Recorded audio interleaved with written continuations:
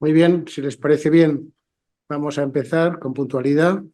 Buenas tardes a todos, muchas gracias por su asistencia y también agradecer a aquellos que nos están siguiendo por la virtualidad, sobre todo las personas que están al otro lado del Atlántico.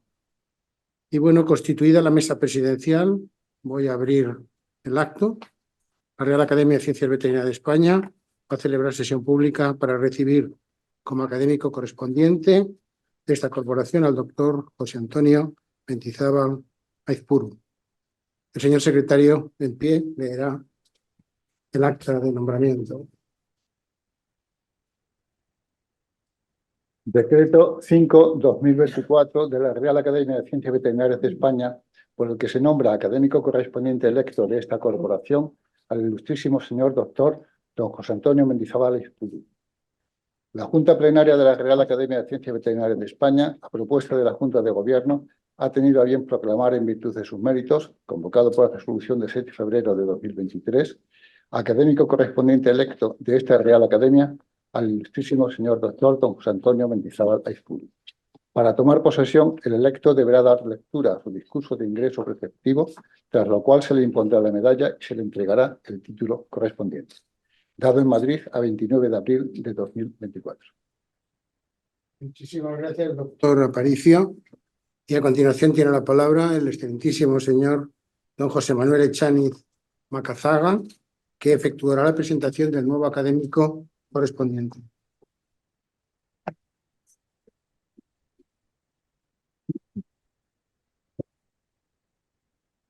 Con la venia, señor presidente, excelentísimo señor presidente y miembros de la mesa, excelentísimas señoras y señores académicos, autoridades, compañeros, amigos, señoras y señores aquí presentes y virtualmente asistentes.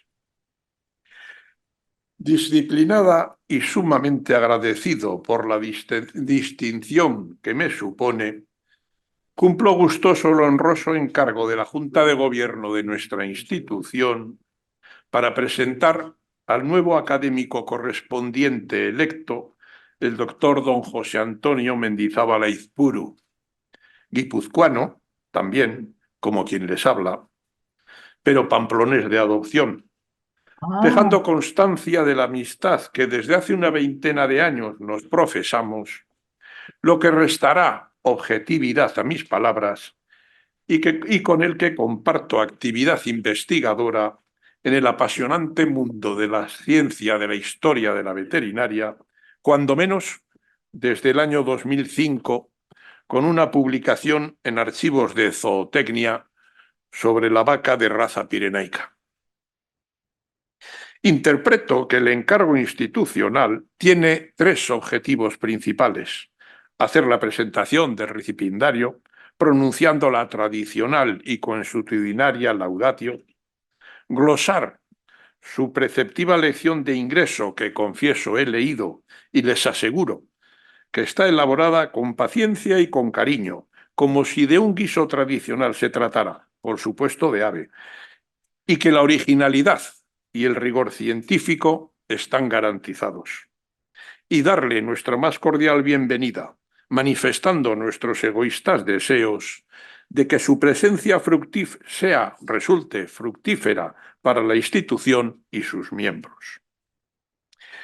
Y todo ello mucho más escuetamente de lo que nuestro nuevo académico es acreedor por los méritos que acumula, en aras a la lógica limitación del tiempo que me he impuesto, porque en esta jornada, en este acto, el protagonista debe ser nuestro nuevo colega, el doctor Mendizábal, de quien me consta que por sí y por medio de todos sus ascendientes por ambas líneas paterna y materna, es cristiano viejo y limpio de toda mala raza de judíos, moros, moriscos, gitanos, agotes, penitenciados por el Santo Oficio de la Inquisición y de cualquier otra secta reprobada.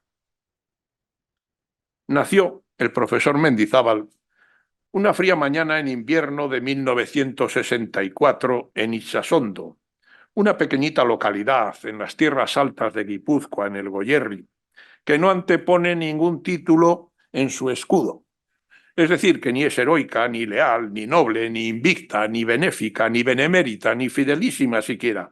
Es únicamente modesta, como sus gentes. Situado a las faldas del Murumendi, fundada en 1615, al independizarse de Ordicia, en que logró de Felipe III la merced del título de villa de por sí, con las jurisdicciones civil y criminal, mediante pago, eso sí, de 6.200 maravedíes, correspondientes a los 91 vecinos que tenía. En la actualidad no alcanza los 1.000 habitantes. Conoció tiempos mejores, desde la segunda mitad del siglo XIX hasta la década de los 70 del pasado siglo, gracias a la explotación de las minas de pizarra, con destino a los establecimientos docentes, la construcción, el mobiliario urbano y de interiores, y aquí viene la anécdota, y para la fabricación de mesas de billar. Los miembros de esta Real Academia tuvimos la oportunidad de analizar en profundidad el currículum del profesor Mendizábal Aizpuru, que yo resumiré en aras de la brevedad y por no abusar de vuestra benevolencia. Realizó los estudios de veterinaria en la Facultad de Zaragoza, de tan grato recuerdo para nosotros, entre los años 82 y 87. En el curso 85-86 cursó asimismo por correspondencia los estudios de avicultura en la Real Escuela Oficial Superior de Avicultura de Arenys de Mar, obteniendo el diploma de avicultor. En el curso 87-88 fue becado para realizar el curso superior de producción animal en el Instituto Agronómico Mediterráneo de Zaragoza, módulo de mejora genética animal. Durante los años 88 y 89, el Departamento de Agricultura y Pesca del Gobierno vasco le concedió una beca de investigación para el programa de recuperación, estudio genético y mejora de la raza de gallinas vascas Euskaloyoa, colaborando con otro veterinario de feliz memoria, don Víctor Garmendia Arcelus. Posteriormente, obtuvo una plaza de profesor ayudante en la recién creada Escuela de Ingenieros Agrónomos de la Universidad Pública de Navarra. Compaginó la docencia en producción animal y la investigación en el campo de los sistemas de producción de carne y el metabolismo del tejido graso, obteniendo en 1995 el grado de doctor en veterinaria por la Universidad de Zaragoza con la calificación de apto cum laude. En el curso 96-97 realizó una estancia postdoctoral de investigación en el INRA de Teix, en Clermont-Ferrand, para profundizar en aspectos relacionados con la alimentación animal y la calidad de la carne en rumiantes. En el 98 obtuvo la plaza de profesor titular de producción animal en la Universidad Pública de Navarra. En 2011 obtuvo la acreditación para catedrático de universidad y en 2019 superó el proceso selectivo para la plaza que viene ocupando en la actualidad en la citada universidad. No voy a desgranar su amplio currículum académico e investigador en las áreas de zootecnia y producciones ganaderas, los proyectos de investigación en los que participa, los 30 artículos científicos en revistas indexadas y su ubicación en diferentes cuartiles, porque me consta que él se sentiría incómodo y no procede en fecha tan señalada, pero me permitirán, eso sí, que hagamos una referencia sucinta a las contribuciones a nuestra especialidad, la de la quinta sección, la historia de la veterinaria. Es autor principal del libro Avicultores para la Historia, coautor, junto a su maestro y amigo, el profesor don Antonio Purroy Unanua, de la agricultura navarra en la primera mitad del siglo XX y colaborador en otros 9, relacionados con la producción aviar, el toro de lidia, el caballo español, la albeitería, la ovinotecnia. En 2006 se integró como socio en la Asociación Vasca de Historia de la Veterinaria y presentó 2 comunicaciones en el Congreso Mundial celebrado aquel año en León. Desde entonces ha participado prácticamente en todos los congresos de historia de la veterinaria celebrados en España, en los que suma 18 comunicaciones y una ponencia invitada en el congreso que celebramos en Baeza. También participó en el Congreso de Historia Agraria celebrado en Santiago de Compostela en 2018 con 3 comunicaciones. Ha honrado a nuestros mayores, aportando sus referencias al Diccionario Biográfico Español, gestionado por la Real Academia de Historia, de los maestros Francesc Darder y Llimona, veterinario y naturalista, Antoni Darder y Llimona, veterinario, José María Tutor Ruiz, veterinario y avicultor, Salvador Castelló y Carreras, patriarca de la avicultura española, Ramón J. Crespo y Martín, publicista avícola y profesor. Ha publicado también 2 trabajos de investigación en los Anales de la Real Academia de Ciencias Veterinarias de España, otros 2 artículos en la revista Información Veterinaria, 2 más en Archivos de Zootecnia y 4 en Arte Avícola. Forma parte también del selecto colectivo de amigos de la historia veterinaria. Por último, cabe señalar que obtuvo el 5º premio Andrés Pintaluba y premio Carlos Ruiz de Cuenca en 2017 con el trabajo Veterinarios Españoles Garantes de la Sanidad Avícola y el primer premio Amigos de la Historia de la Veterinaria el año 2020 con el trabajo Cría caballar a mediados del siglo XIX, diferentes visiones zootécnicas para el avance de la ciencia veterinaria, ambos auspiciados por esta Real Academia. A la vista del currículo de nuestro recipiendario, parecería lógico que eligiera como tema para su lección en esta institución alguno relacionado con la avicultura. El profesor Mendizábal Izpuru se remonta a la domesticación de las gallinas, posiblemente en Tailandia, para trazarnos una documentada historia del nacimiento de la avicultura en España como una rama de la zootecnia, mencionando como pioneros e impulsores a don José Echegaray Lacosta, profesor que fue de agricultura en nuestra escuela madrileña, y al ínclito don Nicolás Casas de Mendoza, autor de sendos tratados en 1844 y 1872. Menciona las primeras explotaciones avícolas españolas y señala la curiosa anécdota documentada del envío de un lote de gallinas de raza castellana negras, que como sabemos todos es una de las primeras más antiguas de España y de las primeras de Europa, y que curiosamente pone los huevos con cáscara blanca, obsequio de la reina regente doña María Cristina de Habsburgo-Lorena al Papa León XIII, sabedora de su predilección por el huevo pasado por agua para su desayuno. Aquel lote de 4 gallos y 24 gallinas, nacidas y criadas aquí cerca en la finca madrileña de Algete, del conde de las Navas, y aposentadas en los jardines del Vaticano, fueron, al parecer, del total agrado del pontífice y nos abre sendas vías de investigación.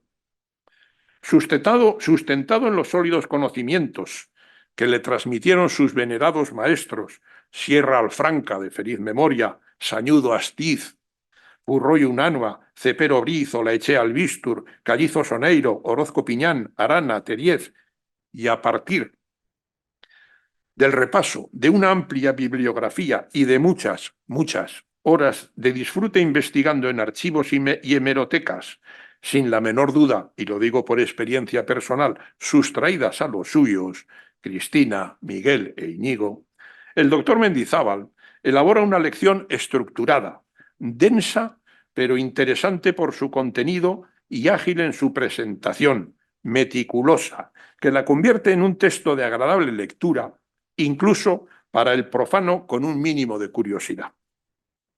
Se refiere al despegue de la avicultura en España a finales del siglo XIX, de la mano del que considera con motivo patriarca de la avicultura, don Salvador Castelló y Carreras, fundador de la Escuela de Avicultura de Arenys de Mar, la segunda del mundo, de la que, como hemos dicho, fue alumno.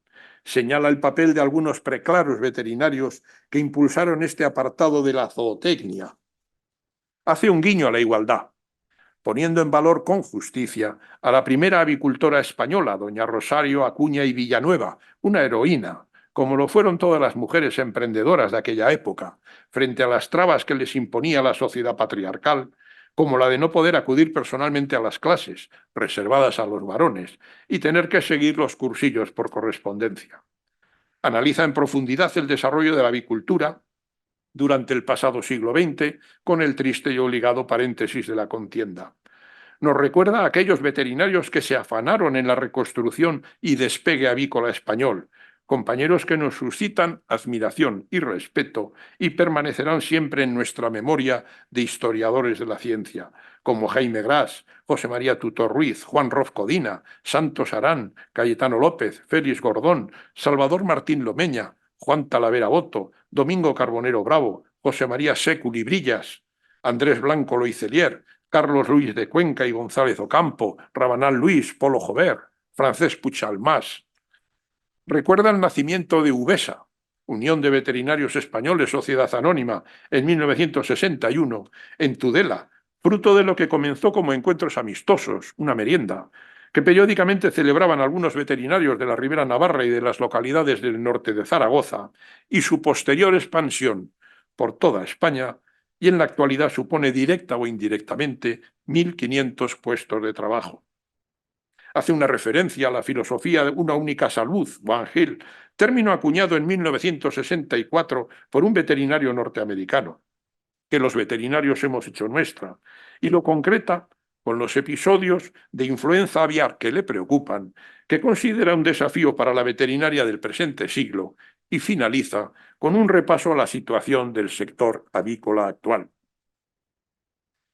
Pronto, señoras y señores académicos, tendréis la oportunidad de realizar una lectura sosegada, un análisis con la profundidad que merece a su lección de ingreso, en la que también recuerda a un hijo ilustre de Itxasondo, Juan Bautista de Olasagaste y Jáuregui, secretario que fuera del rey Felipe V, miembro del Consejo de Hacienda y su contador general de millones, que fue investido caballero de la Orden de Santiago en 1732 y que, según el cronista de la época, se presentó al acto con humildad, generosidad y profundamente agradecido, precisamente del mismo modo y manera en la que ahora se presenta nuestro nuevo colega.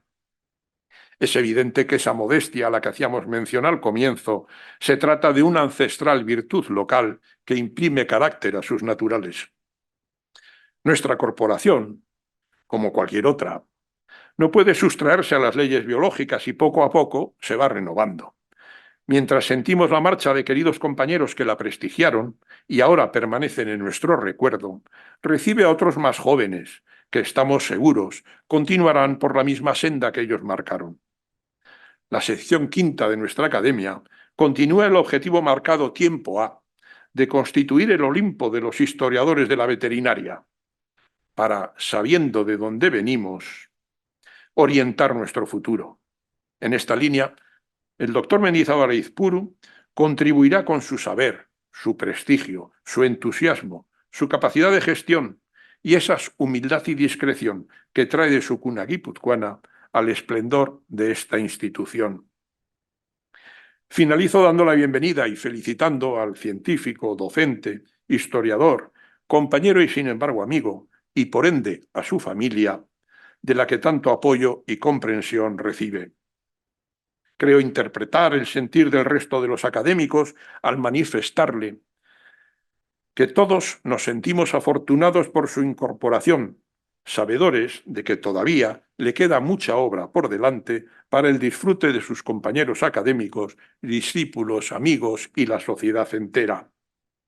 Joxan, ongi etorri akademia honetara, oso pozik gaude zure presentziarekin. Zorionak eta eskerrik asko. He dicho.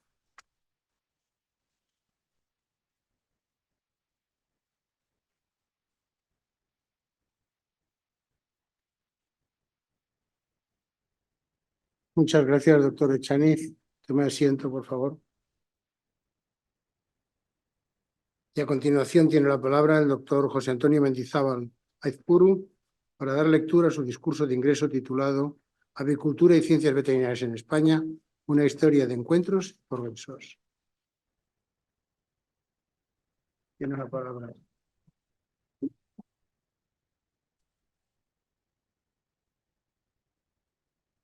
Excelentísimo señor presidente, excelentísima señora presidenta de la sección quinta, excelentísimas e ilustrísimas señoras y señores académicos, señora presidenta de la Federación Europea de Ciencia Animal, querida familia y queridos amigos. Es para mí un gran honor presentarme ante ustedes para ser acogido como académico correspondiente en el seno de esta insigne Real Academia de Ciencias Veterinarias de España. Como ha señalado el doctor Echaniz, criarse en un pueblo pequeño y añadiría yo en el seno de una familia numerosa imprime carácter y transmite valores. Con los mismos que mi paisano, el caballero de Santiago Lasagasti, me presento ante esta docta academia. Con humildad, a sabiendas que la gran valía humana e intelectual de los miembros que la integran. Con generosidad para aportar mi trabajo en las tareas que se me encomienden. Y profundamente agradecido a esta institución por acogerme hoy como académico correspondiente de la misma. Agradezco al señor presidente, doctor Arturo Ramón Anadón, sus atenciones y su cercanía, tanto en este acto de ingreso como en las ocasiones anteriores en que he intervenido en esta academia bajo su presidencia. Agradezco muy especialmente a los académicos de la sección quinta que confiaron en mí y me animaron a presentar la candidatura para la elección. A su presidenta, doctora María Cinta Mañé, que en todo momento me ha alentado y animado para cultivar la historia de la veterinaria. A los académicos, doctores Miguel Ángel Vives, Francisco Gil y José Manuel Echaniz, por su consideración hacia mi persona al avalar la solicitud de ingreso. Al doctor Echaniz doblemente, también por la emotiva y generosa presentación que me ha brindado. No sé si sabré estar a la altura de las expectativas que ha creado con su presentación, pero lo intentaremos. Al doctor Francisco Luis Dehesa, del que tanto he aprendido en estos últimos años, al doctor José Manuel Pérez García, que me inició en el conocimiento de los archivos históricos militares, al doctor Ángel Salvador, un verdadero referente para mí, al doctor Diego Conde, que nunca dejará de sorprenderme con su creatividad, y al doctor Enrique Jodra, que con sus dotes organizativas ha dado un gran impulso a la Asociación Madrileña de Historia de la Veterinaria. Por último, un recuerdo muy especial al académico doctor Luis Ángel Moreno Fernández Caparrós, a quien deseo una pronta recuperación. Todos ellos conforman esta quinta sección tan activa y tan prolífica a la que con gran ilusión me integro. Agradezco también al resto de académicos que apoyaron con su voto mi elección y espero no defraudarlos en estos próximos años. Por otra parte, tengo que hacer extensivo mi agradecimiento a todas aquellas personas e instituciones que durante mi vida han ido dejando su pozo para que hoy pueda estar en esta academia. En orden cronológico y a riesgo de dejarme a alguien, agradezco a nuestros padres que seguro están siguiendo este acto en un lugar privilegiado, a mis hermanos, sobrinos, tío y demás familia, casi toda ella presente hoy aquí. A la Universidad de Zaragoza, en la que cursé mis estudios de veterinaria, a sus profesores Sierra, Sañudo, Cepero, Olachea y Callizo, que me inculcaron la afición a la investigación y a la historia. Al Instituto Agronómico Mediterráneo de Zaragoza, donde el profesor Orozco me introdujo en el mundo avícola, al INRA de Clermont-Ferrand durante mi estancia postdoctoral, en la que pude exprimir la experiencia y los consejos del profesor Terrier, que me han acompañado siempre. A la Universidad Pública de Navarra, en la que he ejercido casi toda mi labor profesional, al doctor Antonio Purroy, mi mentor, amigo, maestro, a la profesora Ana Arana, con los cuales he compartido más de 30 años de trabajo y de vocación, al doctor Buxadé, con el que hemos colaborado en numerosas ocasiones, y al resto de profesores del área y del grupo de investigación. A la Asociación Española de Historia de la Veterinaria, a la Asociación Vasca y a los amigos de la historia de la veterinaria, ese lugar de encuentro e inspiración que tanto ha enriquecido mi afición para la historia de la veterinaria. He dejado para el final a mi mujer, Cristina, y a nuestros hijos, Miguel e Íñigo, con los cuales, con nuestras virtudes, nuestras limitaciones, creo que estamos llevando a cabo un fructífero proyecto vital.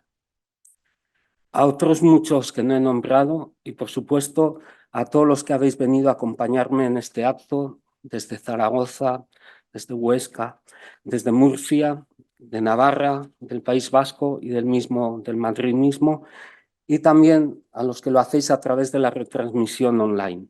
Gracias de todo corazón. Eskerrik asko, bihotzez. Corresponde ahora abordar el discurso preceptivo para el ingreso.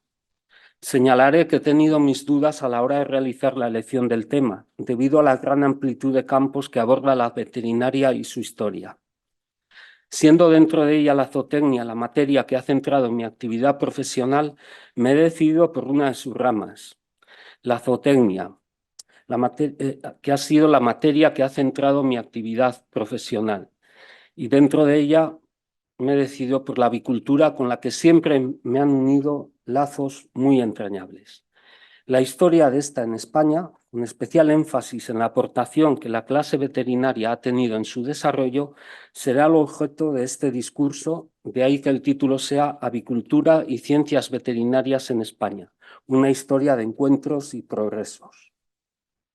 Para desarrollarlo, comenzaré con una introducción histórica que abarca desde la domesticación de las gallinas hasta finales del siglo XIX, periodo este que marca el inicio de la avicultura productiva en España.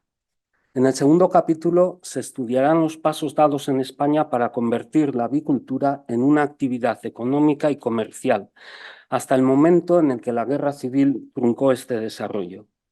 Un tercer capítulo que abarca hasta el final del siglo XX, donde se analiza la reconstrucción y posterior auge de la avicultura. Finalmente, un cuarto capítulo, ya con el siglo XXI como protagonista, en el que se analizan la situación actual y los retos de futuro de la avicultura española.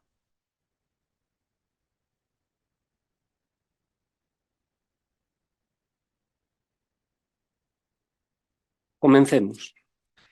Las aves galliformes habitaban la Tierra desde la era terciaria, entre hace 5 y 23 millones de años. Sin embargo, con el comienzo de la glaciación, habrían ido desapareciendo de amplias zonas del mundo, entre ellas Europa, quedando relegadas al sudeste asiático. Estudios recientes señalan a Tailandia como el lugar en el que tuvo su origen la domesticación de las gallinas, aproximadamente entre los años 1650 y 1250 a.C. En este sentido, señalan dichas fuentes que el cultivo de arroz en esta zona pudo ser la causa de la atracción hacia los poblados humanos de los ancestros salvajes de las gallinas, dando inicio a su domesticación. Luego, estas gallinas domésticas se dispersarían en una primera fase hacia China central, Asia meridional y Mesopotamia, y posteriormente a la Europa mediterránea hacia el año 800 a.C. Sanz Cegaña, en el excelente prólogo que realizó para la Enciclopedia de Avicultura de Ajenjo, Cecilia, indica que durante la época grecorromana las gallinas domésticas tuvieron una finalidad religiosa y lúdica, siendo los griegos y sobre todo los romanos quienes, sin abandonar los ritos y los juegos, incorporaron la orientación productiva para las gallinas. Ya en la Edad Media, hacia el año 1150, Abu Zakaria Yahya, musulmán sevillano, en su libro de Agricultura, con un capítulo dedicado a la avicultura, menciona algunas enfermedades que padecían las gallinas y señala los tratamientos para combatirlas. En el Renacimiento, una fuente fundamental para conocer las prácticas avícolas que se llevaban a cabo en dicho periodo es el célebre Tratado de Agricultura General de Alonso de Herrera de 1513. En él se describen técnicas elementales de producción como el suministro de cereales en la ración o la selección morfológica de las mejores ponedoras. En el periodo de la Ilustración, en el que se instauró un cierto desprestigio de la mesta y una persecución de sus usos y privilegios, se produjo por parte de los ilustrados la búsqueda de alternativas económicas sustitutorias a la producción de lana. Así, por ejemplo, tratando de fomentar la cría de gallinas, Francisco Dieste, de la Real Sociedad Aragonesa de Amigos del País, publicó en 1781 la obra Tratado Económico dividido en 3 discursos, siendo el primero de ellos el dedicado a crianza de gallinas y considerables utilidades que producen a su dueño. Sin embargo, estos esfuerzos no tuvieron demasiado éxito. La existencia de una barrera mental que consideraba la avicultura como una ocupación accesoria propia de mujeres y en cierta manera denigrante para los hombres fue una de las causas que impidió su desarrollo y la avicultura continuó restringida al ámbito familiar. La instauración de la Escuela de Veterinaria de Madrid en 1792 tampoco supuso un revulsivo para la cría de gallinas. La escuela había sido concebida principalmente para el estamento militar y estuvo orientada al estudio del caballo, no prestándose excesiva atención al resto de especies ganaderas. La situación descrita comenzaría a cambiar en España a mediados del siglo XIX, cuando los estudios de veterinaria sufrieron modificaciones importantes. Además de establecer dos nuevas escuelas subalternas de veterinaria en Córdoba y Zaragoza, el Real Decreto de 19 de agosto de 1847, en su artículo 3, establecía para la Escuela Superior de Madrid lo siguiente. Como estudio accesorio y repartido convenientemente en los 5 años de la carrera, se enseñará por un profesor especial la agricultura aplicada a la veterinaria y la zoonomología o arte de criar, multiplicar y mejorar los principales animales domésticos. De esta manera, la zootecnia, aquí denominada con el neologismo zoonomología, entraba a formar parte de las enseñanzas veterinarias. Y el primer profesor que ocupó dicha cátedra fue José Echegaray Lacosta, padre del que sería el primer español en recibir el premio Nobel, José Echegaray Eizaguirre. El profesor Echegaray, sin ser veterinario, dio un importante impulso a la veterinaria y en particular a la zootecnia. A este respecto, en el discurso que se le encargó para la apertura del curso 1850-1851 de la Escuela Superior de Veterinaria de Madrid y que tituló Sobre la importancia y extensión de la veterinaria, señaló lo siguiente. Pobre idea se tendría de la veterinaria dejándola reducida al mero herrado y cura del caballo, como generalmente sucede. Debe extenderse al cuidado de todos los animales que son útiles al hombre. Y sobre la zootecnia, como ciencia propia de la veterinaria, incitó a los estudiantes diciéndoles: penetraos bien de vuestra misión sobre la tierra, que no es solo curar los animales, antes es poseerlos en abundancia y hacerlos aplicables a todos nuestros usos. Llegará día que será más fácil comprar un animal sano y robusto que curarle una enfermedad. Junto a Echegaray, el otro gran impulsor de la zootecnia en España fue el profesor Nicolás Casas de Mendoza, que ya en 1844 había publicado la obra Tratado de la cría de aves de corral, en la que se recogen nociones de zootecnia, economía y de patología aviar. Sería unos años más tarde, en la década de los 70 del siglo XIX, cuando surgieron en España las primeras granjas avícolas. Estas llegaron de la mano de acaudalados hombres de negocios con vinculaciones comerciales a países donde la práctica avícola estaba mucho más avanzada. Así surgieron la Granja Bella en Horta, Barcelona, propiedad de Luis Martí Codolar en 1872, el Gallo Negro en la colonia Roldán en Málaga en 1877, cuyo propietario era Federico Vilches, y la Granja El Gallo de Plata en 1887 en Algete, administrada por el conde de las Navas y el duque de Sexto. Pero el espaldarazo definitivo a la avicultura productiva en España vendría dado por Salvador Castelló, considerado con todo mérito patriarca de la avicultura española.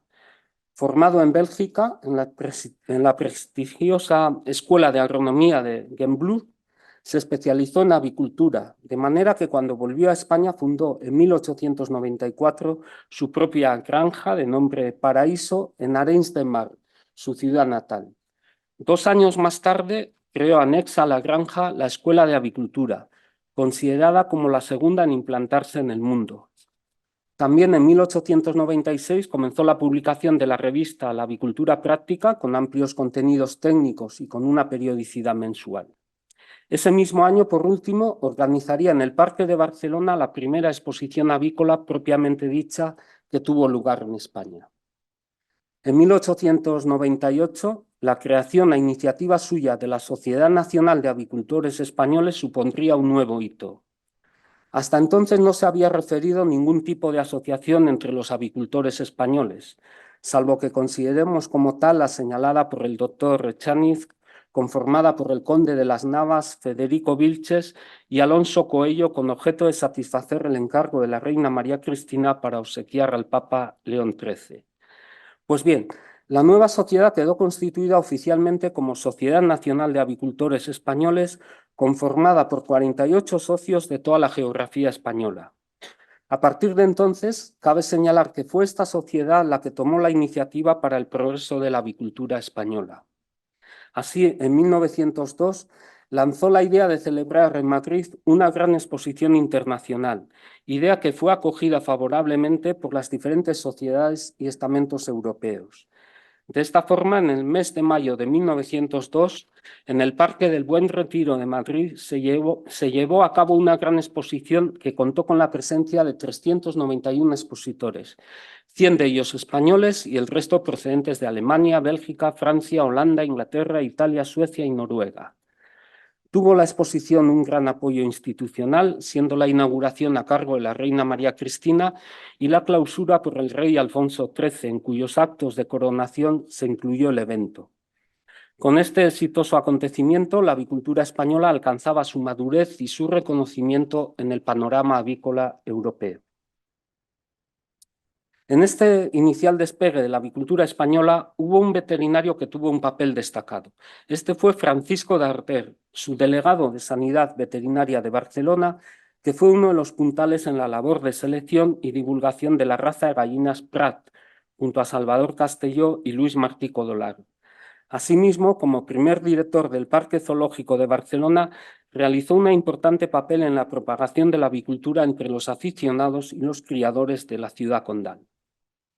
En este primer periodo tampoco podemos olvidar, como se ha señalado, la figura de Rosario de Acuña y Villanueva, quien además de ser poeta, dramaturga y periodista, fue probablemente la primera mujer española que creó y gestionó una granja avícola. Mostraba la avicultura española un gran estado de efervescencia en estos primeros años del siglo XX.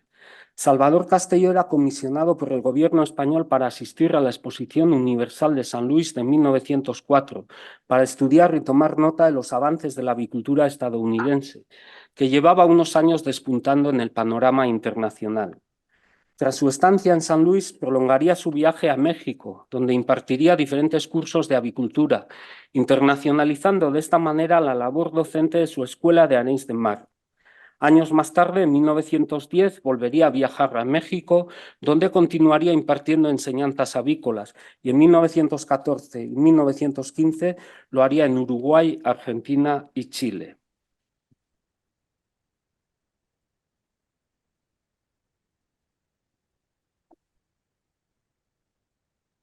Con la expansión de la avicultura, con unas mayores concentraciones de aves, más transacciones, más movimiento de animales, fueron surgiendo diferentes patologías hasta entonces prácticamente desconocidas en España. En este punto, el papel de los veterinarios comienza a ser determinante. Destacamos a dos de ellos, Jaime Gras y Cayetano López.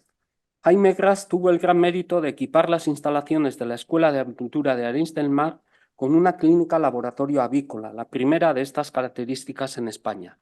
Asimismo, fue pionero al establecer a través de la revista España Avícola el primer consultorio técnico veterinario para los avicultores españoles, un servicio gratuito para que estos pudieran realizar consultas acerca de enfermedades, tratamientos, vacunas, etc. Incluso el servicio recogía la práctica de necropsias y análisis histopatológicos.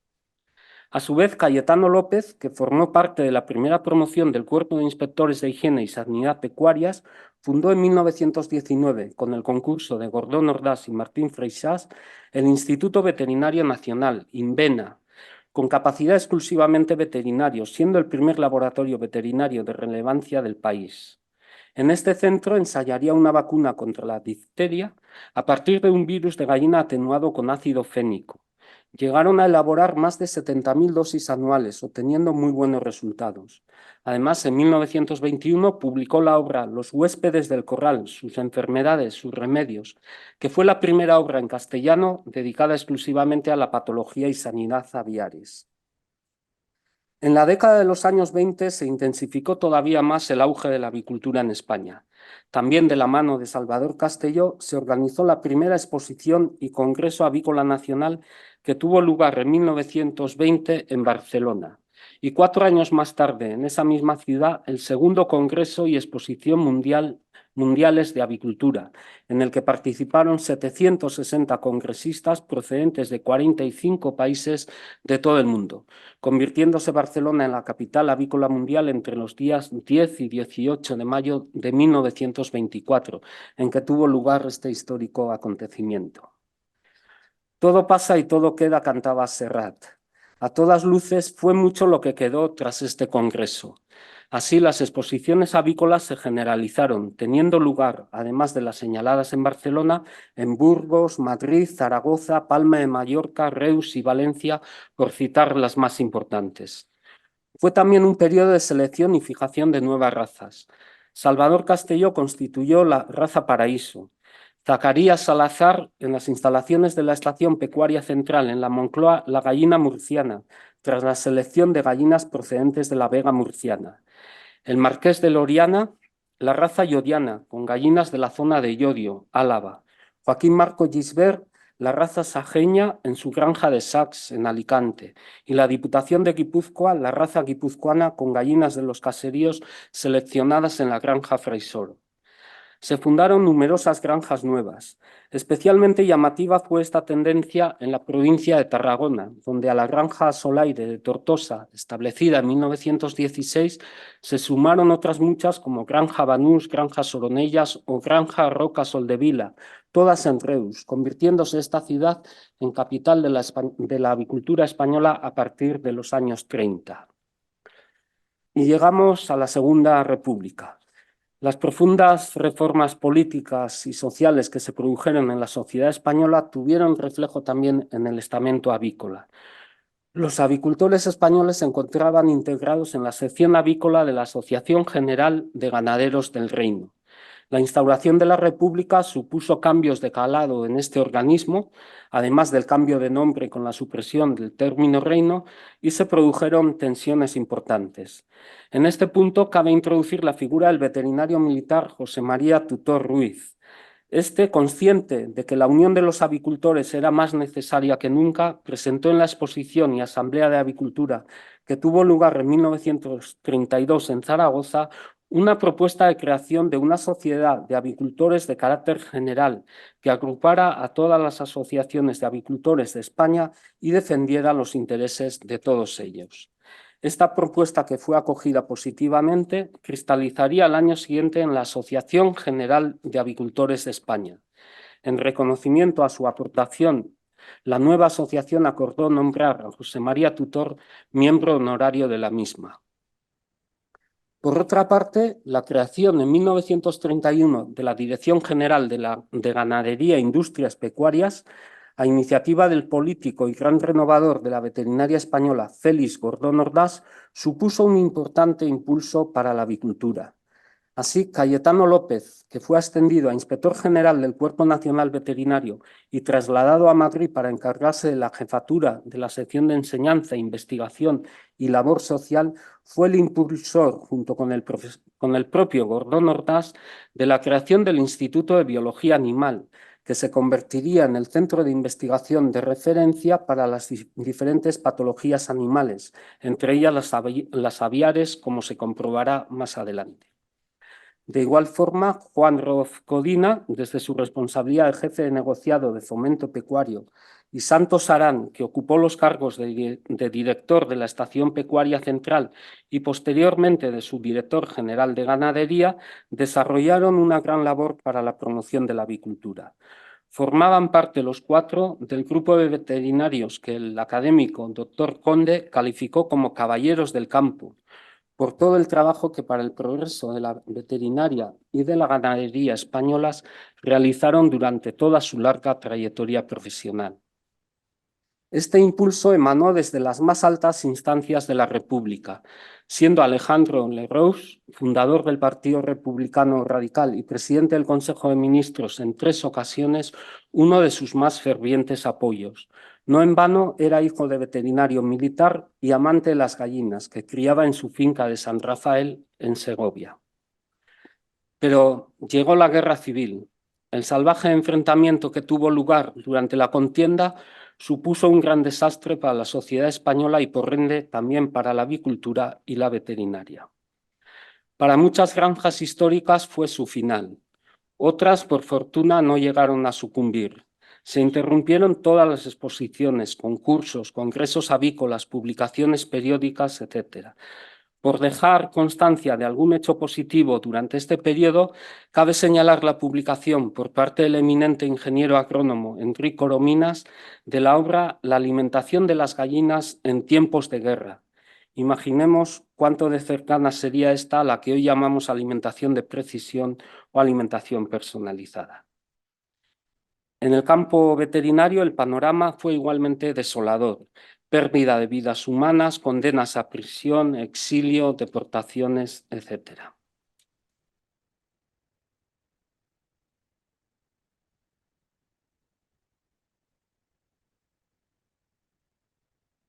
Costó mucho tiempo y esfuerzo para que el sector avícola español comenzara a recuperarse. En 1940, el inicio de la publicación por parte de la Escuela de Avicultura de Arenys de Mar de un pequeño boletín de 8 páginas de nombre Temas avícolas supuso un destello de esperanza y de recuperación. En esta línea, en 1945, a iniciativa del avicultor mallorquín Antonio Barceló, se organizó un congreso de avicultores españoles en Palma de Mallorca.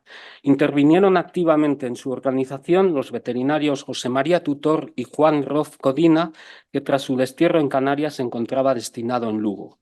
El congreso resultó muy concurrido y parecía que la avicultura española se encaminaba hacia la favorable situación de la que gozaba antes de la Guerra Civil. Desafortunadamente, a principios de 1947 comenzaron a producirse los primeros brotes de una enfermedad desconocida hasta entonces en España, que provocaba una gran mortandad en la cabaña avícola. Tal era su poder devastador que fue calificada como peste aviar, aunque pronto se comprobaría que no se correspondía con la peste aviar clásica que actualmente conocemos como influenza o gripe aviar, sino con la llamada enfermedad de Newcastle. Las primeras medidas de policía sanitaria adoptadas por la Dirección General de Ganadería no consiguieron evitar su rápida propagación por toda España. Se narran casos de avicultores que, ante el temor a padecer la epizootia, llegaban a alojar las gallinas en jaulas en el interior de su propia vivienda bajo llave, medida que esta en la mayoría de los casos resultaría también infructuosa. El primer balance arrojaba más de 10 millones de gallinas muertas, cuando el censo de gallinas en España era de aproximadamente 29 millones. Nuevamente, el papel de los veterinarios iba a resultar crucial. En el Instituto de Biología Animal, antes citado, 2 veterinarios del Cuerpo Nacional, Salvador Martín Lomeña y Juan Talavera Boto, comenzaron a investigar el mal que asolaba a los gallineros y se afanaron por buscar contrarreloj una vacuna eficaz que frenara la epizootia. Comenzaron por aislar y estudiar las diferentes cepas de virus procedentes de los distintos focos descritos, para proseguir luego con la síntesis de una vacuna mediante cultivos de virus en embrión de pollo y posterior absorción de los mismos por un gel de hidróxido de aluminio. El trabajo experimental debió de ser intenso porque poco más de 6 meses más tarde se anunciaba la obtención de una vacuna eficaz contra la enfermedad. La noticia fue recibida con gran alegría por parte de los avicultores. Como muestra de ello, el editorial de la revista Valencia Avícola correspondiente a mayo de 1948, que señala que la gratitud de la avicultura española grabará estos nombres, Talavera y Lomeña, con caracteres indelebles en los corazones de cuantos la cultivan. El 15 de abril de ese mismo año, el ministro de Agricultura, Carlos Rein, concedió el ingreso en la Orden del Mérito Agrícola a los 2 veterinarios y la revista Valencia Avícola, en agradecimiento a su labor, lanzó una suscripción popular para costear las insignias. Superado el infortunio referido, se ha considerado con cierta insistencia que el buno despegue de la avicultura española comienza a partir de 1959 con el llamado Plan de Estabilización Económica, que supuso una cierta liberalización de la economía y la apertura a los mercados internacionales. La introducción de estirpes mejoradas, de materias primas como la soja, de incubadoras e instalaciones especializadas dieron lugar a la llamada avicultura industrial a gran escala. Asimismo, este periodo de apertura que vivió nuestro país sirvió para que estudiantes y técnicos salieran de España para completar sus estudios de especialización avícola en países europeos y americanos. Como ejemplo, cabe citar a los veterinarios Francesc Puchal, que realizó sus estudios en la Universidad de Iowa, en Estados Unidos, y Francesc Monet en la Universidad de Gant, en Bélgica, los cuales, tras su vuelta a España, llevarían a cabo una gran actividad en pro de la avicultura. Asimismo, la labor del profesor Carlos Luis de Cuenca González Ocampo, de grata memoria en esta institución de la que fue principal impulsor y primer presidente, con la organización de las llamadas reuniones de Madrid, entre las que figura el Congreso de la EAP de 1983, contribuyó de forma notoria al progreso de la avicultura y le dio una gran proyección internacional. No olvidemos que el profesor Cuenca fue además director de la granja avícola Los Peñascales y presidente de la Agrupación de Criadores Españoles de Aves Selectas, CEAS. Otra figura destacada en este periodo fue el veterinario Francisco Polo Jover, que junto al ingeniero agrónomo Fernando Orozco y el técnico avícola José Antonio Castelló constituyeron en 1962 la sección española de la Asociación Mundial de Avicultura Científica, la UAPSA. Francisco Polo fue el primer presidente de esta sección y puso el colofón a su mandato con la organización en Madrid en 1970 del 14º Congreso Mundial de Avicultura. Fue la primera ocasión en que un país, España, organizaba por segunda vez el Congreso Mundial.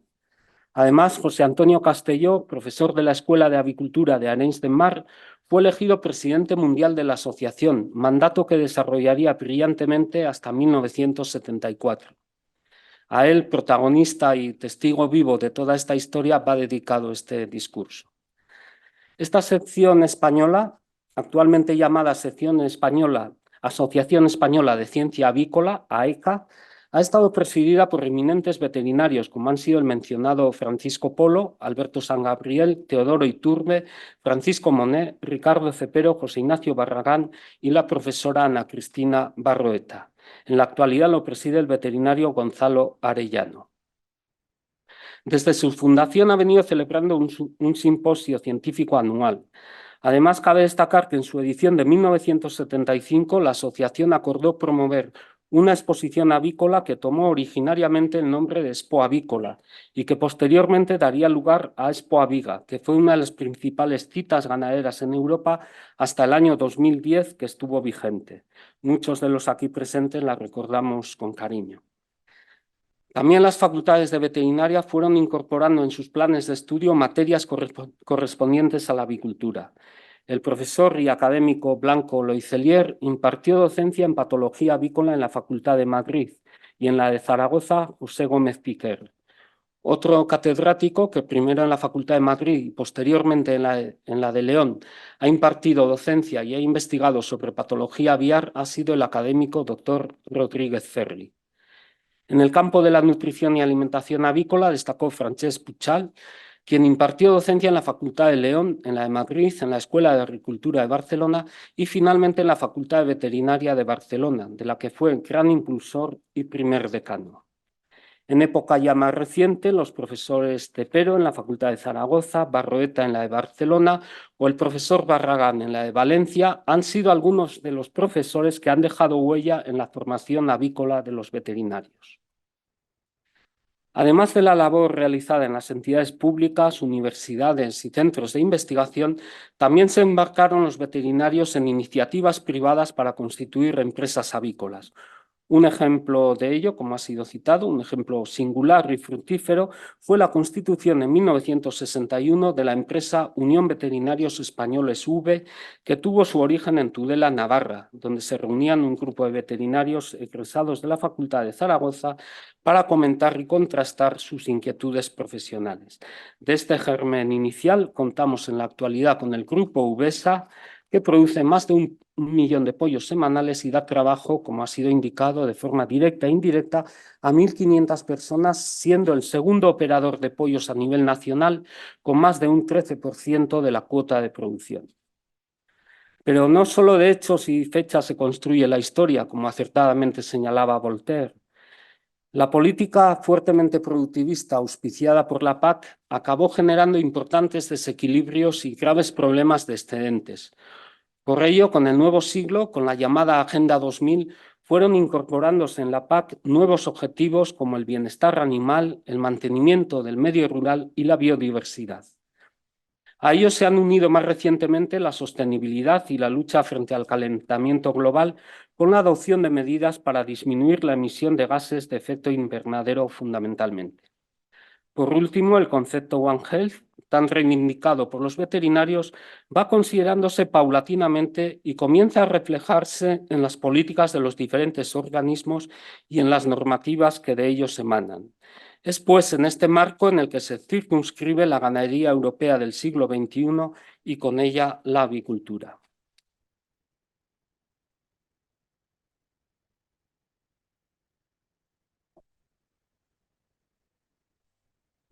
¿Y cuál es la situación de la avicultura española a día de hoy? Cabría señalar que la avicultura es actualmente una actividad ganadera de gran importancia social y económica en España. Los últimos datos disponibles indican que la producción avícola mantiene más de 40.000 empleos directos, muchos de ellos en zonas rurales desfavorecidas, potenciando de esta manera la fijación de la población, la cohesión territorial y el desarrollo de lo que ha venido a llamarse la España vaciada. Además, económicamente, la producción avícola en su conjunto generó más de 2.300 millones de euros al PIB nacional, suponiendo el 17,2% de la producción final ganadera. En el contexto europeo, España se sitúa en segundo lugar en cuanto a producción de carne de ave, únicamente superada por Polonia. Y respecto a la avicultura de puesta, España es la tercera potencia tras Francia y Alemania. Son también muy representativos del potencial avícola español los datos referentes a las exportaciones, con 285.000 toneladas de carne de pollo y 140.000 toneladas de huevos comercializados a países terceros durante el año 2023. Estos indicadores evidencian el gran desarrollo que se ha producido en la avicultura española para situarse a la cabeza de Europa. ¿Y cuáles son los retos futuros? En el campo de la sanidad, la influenza aviar de alta patogenicidad ha entrado en una dinámica con un futuro difícil de predecir. Se espera que su incidencia pase de ser estacional a extenderse a lo largo de todo el año. Esto supondrá un reto para el sector, especialmente para los sistemas de producción de aves camperas de cría al aire libre. Además, será necesaria una mayor coordinación entre las distintas entidades relacionadas con la salud pública para desarrollar medidas englobadas en el concepto One Health y evitar que la influenza aviar pueda ser la causante de una próxima pandemia. Otros agentes infecciosos de origen bacteriano como Campylobacter y Salmonella, causantes del mayor número de zoonosis por consumo de alimentos en la Unión Europea, deberán de ser sometidos a continua vigilancia y proseguir con sus políticas de control, como nos explicó el académico Dr. Vega en su reciente ingreso en esta academia. Según el informe de perspectivas a medio plazo que anualmente publica la Unión Europea, entre las carnes, la de ave puede seguir beneficiándose de una imagen relativamente más sana, de la ausencia de restricciones religiosas y de un precio más barato. Junto con otras oportunidades de exportación, esto impulsaría al alza la producción avícola. Ahora bien, debido a las leyes medioambientales, parece que la expansión solo será posible en algunas regiones de la Unión Europea. Por tanto, las investigaciones orientadas a reducir las emisiones de gases de efecto invernadero en la producción avícola, con abordajes desde el punto de vista de la nutrición aviar, serán de gran interés para el futuro de la avicultura. En el sector de puesta, las expectativas se centran en un próximo anuncio, algunas fuentes lo señalan para 2027, de la decisión de prohibir en Europa las jaulas o baterías para puesta. Esto condicionará enormemente el sector y llevará a una progresiva y masiva adopción de sistemas alternativos de producción. Sin duda que la profesión veterinaria tendrá que esforzarse para crear nuevos sistemas de producción que, sin elevar significativamente los costes, den respuesta a estas nuevas demandas. No obstante, como indicaba el profesor Miguel Ángel Aparicio en la lección inaugural del curso 2024 de esta Real Academia de Ciencias Veterinarias de España, queda mucho por investigar sobre el bienestar animal y sería conveniente que los cambios que se proyecten en los sistemas de producción se realicen con sumo cuidado y atendiendo a criterios científicos, sin dejar que las presiones ejercidas por movimientos animalistas, lobbies económicos o políticos prevalezcan sobre ellos. Y vamos concluyendo. Señalaba en este mismo escenario hace 5 meses el académico Jaime Borrell Valls que sin la avicultura hoy no comería la humanidad, refiriéndose a que es la principal proveedora de alimentos en el mundo, con más de 103 billones de kilogramos de carne de ave y 1,8 billones de huevos. Y una de las claves en que radica dicho éxito es sin duda la labor de los veterinarios. Así lo expresó el presidente de la Organización Colegial Veterinaria Española, el también académico Luis Alberto Calvo, con motivo de la reciente presentación del libro El centenario de la institución, elaborado y redactado por la sección de Historia de esta academia que hoy me acoge, al referirse a la profesión veterinaria con las siguientes palabras. Aunque no se nos vea lo suficiente o no se conozca nuestra labor, estamos ahí, dentro de un compromiso inquebrantable con la sanidad y el bienestar animal, la seguridad alimentaria, la salud pública o la protección del medio ambiente. En este sentido, espero que, aunque modestamente, este discurso de ingreso haya contribuido a hacer justicia y a dar visibilidad a la labor que calladamente, día tras día y sin respiro, llevamos a cabo los veterinarios españoles. Muchas gracias por su atención. He dicho.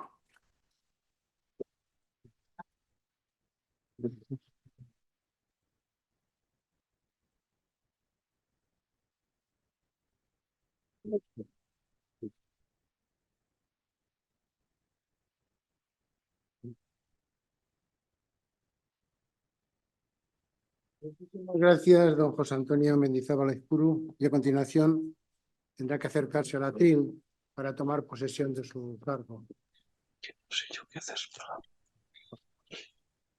No, lo está oyendo todo, sí.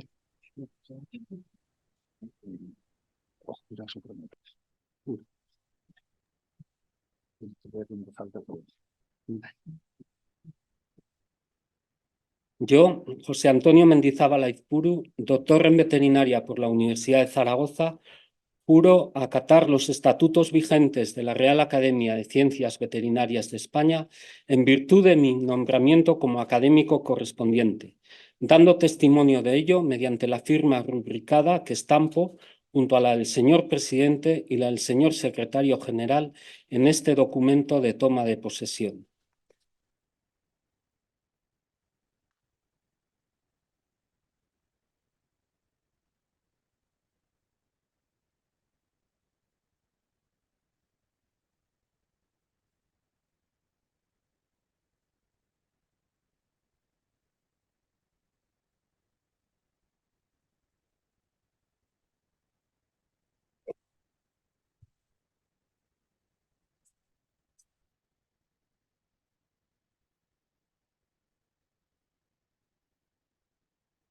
Puede acercarse, por favor. Llegamos ya prácticamente al final del acto y en nombre de Su Majestad el Rey Felipe VI impongo esta medalla que le corresponde como académico correspondiente, que quedará escrito a su voluntad o a su elección en la sección 5ª de Historia, de Ontología, Bioética y Legislación, Humanidades. Y también le entrego el diploma que le corresponde también. Enhorabuena.